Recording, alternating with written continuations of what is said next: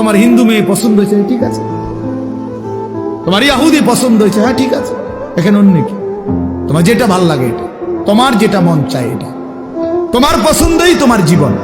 খোদার কসম, কোরআন শরীফের আয়াত আছে বাপ, সূরা আরাফের মধ্যে আল্লাহ তাআলা বলছে, এই মনের ইচ্ছা মতো যে চলে, ওয়াত্তাবা হাওয়াহু, যে তার নফসের মনের চাহিদার অনুসরণ করে, আল্লাহর বিধান, রাসূলের বিধান, কোরআনের বিধান, ইসলামের বিধান, ধর্মের বিধান কিছুই যে মানে না, কোনো ধার ধারে না, পরোয়া করে না, পাত্তা দেয় না, আল্লাহর কসম, আল্লাহ কোরআনে বলছেন ফামাসালুহু কামাসালিল কালব, ওই ব্যক্তির উদাহরণ, ওই ব্যক্তির জিন্দেগি কুকুরের মতো, কুত্তার মতো, কুত্তার মতো, কুত্তার মতো, কুত্তার মতো।